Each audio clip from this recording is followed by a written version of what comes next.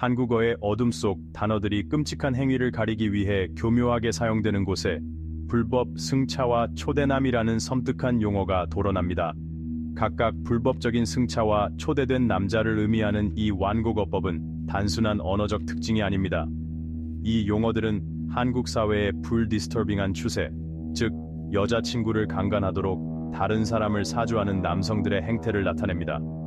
불법 승차는 성폭행 참여를 권유하는 데 사용되는 섬뜩할 정도로 가벼운 표현으로 그 끔찍한 본질을 감추고 있습니다. 마치 택시처럼 여성을 범죄의 도구로 생각하는 겁니다. 이 용어의 존재 자체가 여성에 대한 성폭력의 위험한 정상화와 상품화를 시사합니다.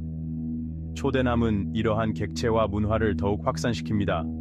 마치 친구를 집에 초대하는 것처럼 가볍게 생각하고 있는 것입니다. 이는 종종 관련된 모든 당사자의 지식이나 동의 없이 성행위에 참여하도록 초대된 남성을 지칭합니다. 마치 술자리 게임처럼 가볍게 여기는 것입니다. 여성들은 단순한 객체로 전락하고 그들의 몸은 공유되고 착취될 상품으로 여겨집니다. 이러한 완곡어법의 사용은 매우 심각한 문제입니다. 이는 성폭력이 만연할 뿐만 아니라 언어를 통해 위장되고 정상화되는 사회를 가리킵니다. 마치 은어를 사용함으로써 죄의식을 희석시키고 있는 것처럼 말입니다. 이 용어들은 단순한 단어가 아닙니다. 즉각적인 관심을 요구하는 뿌리 깊은 사회 문제의 증상입니다. 이러한 완곡어법의 끔찍한 현실은 한국 사회를 뒤흔든 두 가지 사건을 통해 드러납니다. 2012년 전 여자친구에게 복수하려는 27세 김 씨는 그녀의 누드 사진을 불법 웹사이트에 게시했습니다. 그는 불법 승차라는 용어를 사용하여 28세 조 씨라는 공범을 모집했습니다. 마치 배차 앱에서 사람을 부르는 것처럼 쉽게 공범을 찾은 것입니다. 그들은 함께 전 여자친구의 집에 침입하여 소주와 본드를 강제로 먹이고 잔인하게 강간했습니다. 소주와 본드, 한국 사회에서 쉽게 구할 수 있는 것들이 끔찍한 범죄에 사용된 것입니다. 이 끔찍한 행위로 김 씨는 징역 10년, 조 씨는 징역 6년을 선고받았습니다. 법원은 판결에서 범죄의 변태적 성격과 피해자에게 가해진 심각한 트라우마를 강조했습니다. 마치 인면수심의 범죄와 같았습니다. 2023년으로 넘어가 이번에는 23세 남성 A와 3년 사귄 여자친구가 연루된 또 다른 끔찍한 사건이 발생했습니다. A는 숙취 해소제로 위장한 수면제를 여자친구에게 먹였습니다. 믿었던 남자친구에게 배신당한 것입니다. 그런 다음 초대남이라는 용어를 사용하여 B라는 다른 남성을 강간에 참여시켰습니다. 마치 친구를 부르는 것처럼 가볍게 유혹한 것입니다. 이 혐오스러운 행위는 호텔에서 3번이나 반복되었습니다. 2019년부터 여자친구 몰래 성관계 영상을 촬영해온 A는 범죄를 더했습니다. 몰카 범죄, 한국 사회의 어두운 단면을 보여주는 것입니다. 그는 온라인에 604개의 비디오를 배포하고 150개의 불법 비디오를 제작했습니다. A는 또한 10개월 동안 화재 감지기로 위장한 몰래 카메라를 사용하여 여성의 치마 속을 13번 촬영했습니다. 몰카 범죄의 심각성을 보여주는 사례입니다. 검찰은 그의 범죄의 심각성을 인지하고 수면제 사용으로 인한 강간상해 혐의를 적용했습니다. 이 혐의는 최소 징역 10년형을 선고받습니다.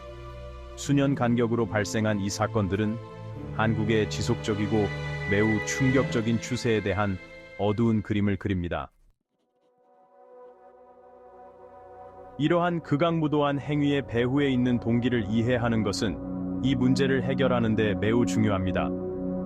가해자들은 종종 여성 혐오, 권력과 통제에 대한 욕망, 공감 부족이라는 유독한 혼합물에 이끌려 여자친구를 개인이 아닌 통제하고 굴욕감을 줄 대상으로 봅니다. 마치 갑과 을의 관계처럼 생각하는 것입니다. 2012년 사건에서 볼 수 있듯이 복수는 강력한 동기가 될 수 있으며 강간 행위를 이전 파트너에게 고통과 굴욕감을 주는 무기로 바꿉니다. 한을 품은 것처럼 극단적인 행동을 하는 것입니다. 인터넷의 익명성은 이러한 개인들을 더욱 대담하게 만들어 처벌받지 않을 것이라는 인식 속에서 가장 어두운 욕망에 따라 행동하도록 합니다. 온라인 포럼과 커뮤니티는 이러한 유해한 태도와 행동을 강화하고 성폭력을 정상화하며 가해자들 사이에서 특권의식을 조장할 수 있습니다. 일베와 같은 사이트에서 볼 수 있듯이 잘못된 정보와 혐오 발언이 퍼져나가는 것입니다. 작용하는 심리적 요인은 복잡하며 여성에 대한 사회적 규범과 태도와 깊이 관련되어 있습니다. 유교적 가치관의 잔재가 남아있는 한국 사회의 특징을 고려해야 합니다. 이러한 근본적인 문제를 해결하는 것은 미래의 비극을 예방하는 데 매우 중요합니다. 기술은 통신과 연결을 위한 강력한 도구이지만 이러한 범죄에서 양면적인 역할을 합니다. 마치 양날의 검과 같습니다. 한편으로는 2012년과 2023년 사건에서 볼 수 있듯이 가해자들이 잠재적 공범과 연결될 수 있는 플랫폼을 제공합니다. N번방 사건처럼 익명성 뒤에 숨어 끔찍한 범죄를 저지르는 것이 가능해진 것입니다. 불법 웹사이트와 소셜미디어 플랫폼은 가해자들이 다른 사람들을 유인하고 그들의 뒤틀린 욕망을 공유할 수 있게 하는 가상 사냥터가 됩니다. 딥웹과 같은 곳에서 벌어지는 일들을 생각하면 됩니다. 반면에 기술은 또한 학대를 기록하고 배포하는 수단 역할을 합니다. 2023년 사건은 가해자가 폭행을 촬영하고 온라인에 비디오를 배포하여 여성을 더욱 희생시키고 학대의 악순환을 영속시키는 이러한 불안스러운 추세를 강조합니다. 디지털 교도소처럼 피해자에게 씻을 수 없는 상처를 남기는 것입니다. 기술의 이러한 이중적 성격은 이 문제를 해결하는 데 상당한 과제를 제시합니다.